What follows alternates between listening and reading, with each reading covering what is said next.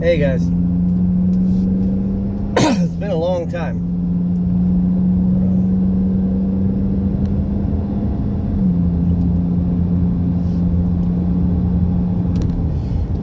There's a show on Netflix. It's called Atypical.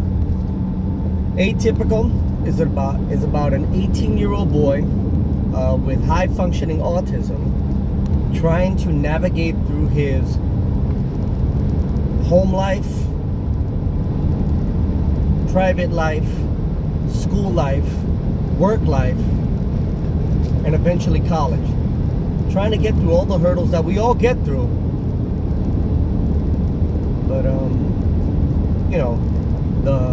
the gimmick is that he has autism. I can't help but think about my kids every time I watch this show. Sorry, I got a pico de gallo on my teeth. Elena made some for dinner. Anyway, the reason why I bring this show up is because there's a character on the show, the mother of the boy. You know, like most moms of children with disabilities or children on the spectrum. And this is just an over-assumption on my part, so I apologize if I offend anybody. But usually, moms are regularly protective of their children. Sometimes they can cross the line into overprotectiveness, right? So for a child on the spectrum, I'm going to make an assumption and say that protectiveness is even greater. Because there's certain things that you feel like your child can't do, and you feel like you have to do it for them, and you have to help them, and you have to work with them. And it's not that they can't do it, it's just that they can't do it right away. They can't do it now. They will be able to do it, it's just going to take longer than somebody like you or me. Anyway, in the show, the mother has a mom who we never see. The show's only for 4 seasons, 10 episodes each on Netflix. So if you want to check it out, check it out. It's a good watch. It's very funny. It's very sweet. But the mother's mother is never spoken about in a good light. The woman who plays the mother in the show, she's always talking about how her mom was, judgmental, mean, and just not a nice person. And she's pretty much discontinued. That's not the word, but she stopped her relationship with her mom. She doesn't have a relationship with her mother. One day she runs into her mom in the street. They have a wonderful conversation. What the hell is this? What the fuck is this? There's a lot of smoke. What the fuck is going on? What is this? I'm sorry, I'm coming up on a bridge here that's over the highway, and all I see is all this smoke. It's starting to dissipate. But what is it? Okay, it's going away. What the hell was that? I'm not getting out of the car. I gotta go to work. Where's all that smoke coming from? Whatever, I hope everybody's okay. Anyway. Oh God. Sorry, I have a cough I can't seem to get rid of. And I've had it since March. It is now the end of April. And I'm making a long-winded conversation for something that should have taken at least 2 minutes. No more than 2 minutes. But anyway, the mom runs into her mom on the street, and they have a wonderful conversation. And she goes back home to her husband to say, wow, my mom, she was really nice to me. That's something that I haven't experienced ever. It was nice. So she goes to her mother's house and talks to her, and they have a wonderful conversation. They have a wonderful afternoon together. She goes to visit again the next week, and they have another wonderful conversation, wonderful time together, and it's beautiful. And then one day, the husband, he is an EMT worker. He gets a call that there's somebody sitting on a bus bench at like 2 in the morning, and he gets there, and it's the mother's mother, and she's sitting there in her pajamas, just sort of like doo-doo-doo-doo-doo. And that's when we, the audience, start to realize, okay, something's up with the mom. And then when they, get the mom checked out, it turns out that she has dementia. So sadly, the reason why she's so nice is because she's not the same woman. She's looking at this other woman and she's just being nice to be nice, like, or maybe she is the same woman and she realizes she's sick and she decided to be nice now. The point is, at this point in the episode of the show, her brain's, it's gone, it's going, And in a couple of days, it's going to be my mom's birthday. And she will have been, she's going to be like 73 now?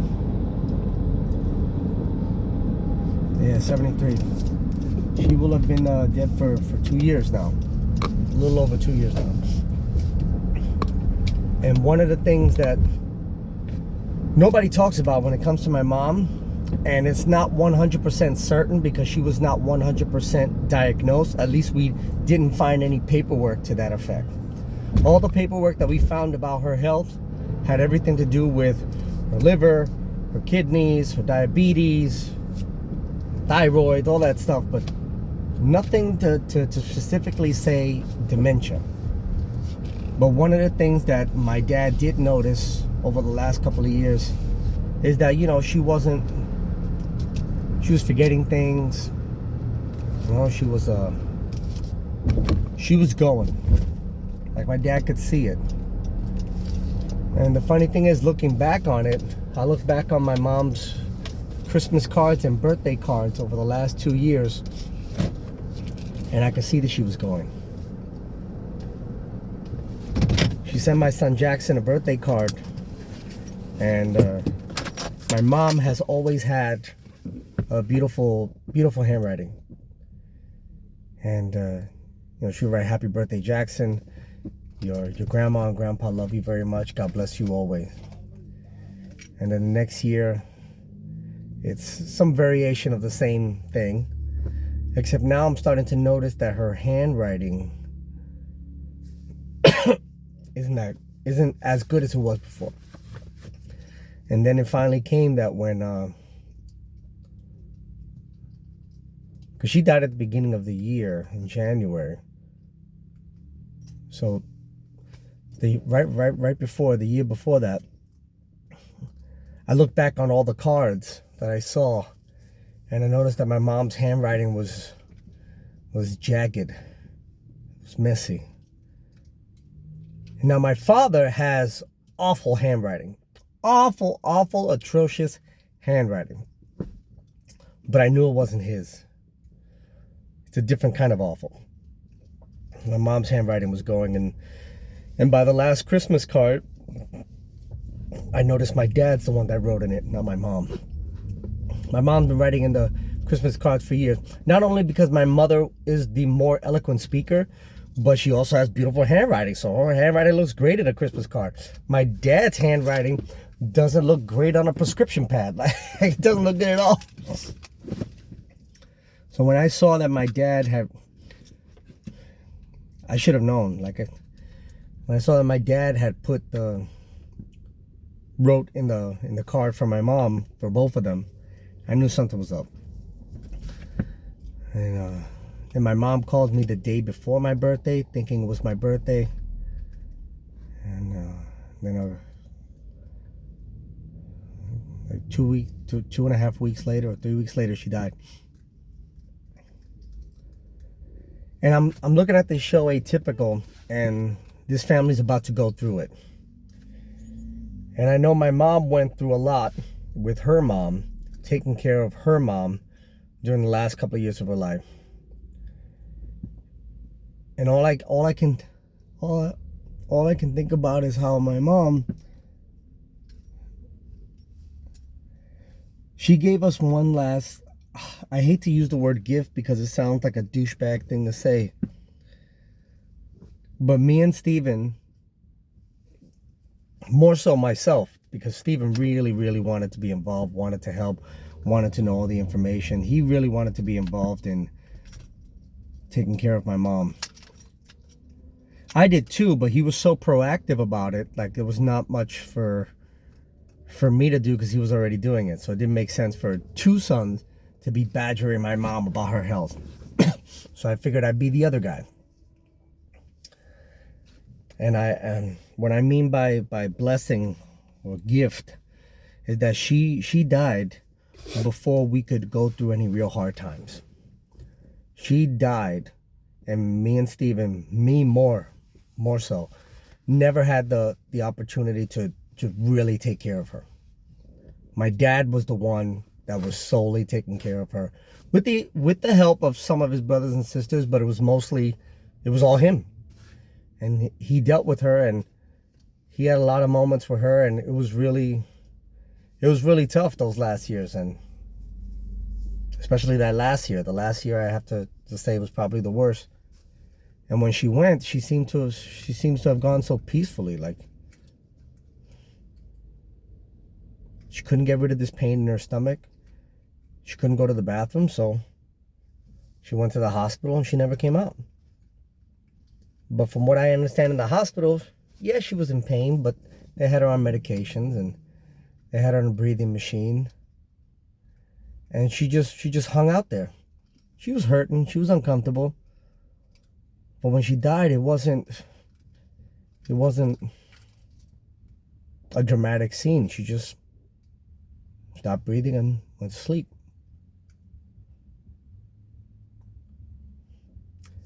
She took away that burden from me and my brother, from having to watch her deteriorate. My dad took away that burden. A part of me is so mad, and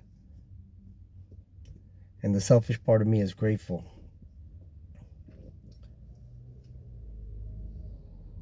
About a week before she died, I wanted to go to Puerto Rico to visit. I didn't really have a lot of money, but I felt like I had to go, and my wife was sort of pushing for me to go for a weekend to see my mom. And my dad was the one that said, no, save your money. I'll let you know when we're out of the hospital and we're in hospice care. Then I'll set it up so you guys can both come and see her. And then I never got that chance. She passed away within a week. And I remember being so mad at my dad for not letting me come. But the truth is, for one, it wasn't his fault. How could he know? How could he know?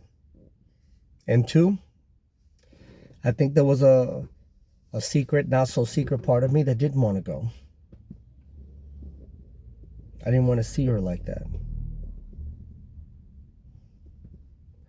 And I didn't want to spend all that money because every dollar I make is like, it's like pulling teeth, man. Every dollar I make is almost, it's nothing to celebrate. You know, I got the bills, I got to take care of the family, I got stuff to do. Like, I don't have any fuck around money. Like, you know what I mean? Like, every dollar means something. And I didn't want to spend all that money because it costs too much. But I would have went. Or at least that's what I keep telling myself. Anyway, I didn't stay mad at my dad for long because it wasn't his fault. It was nobody's fault. It just happened. But yeah, I've been thinking about my mom a lot lately. And now we got stuff to take care of at home. We'll take care of it. All right, I gotta go. God bless you guys. I'll see you later. Bye.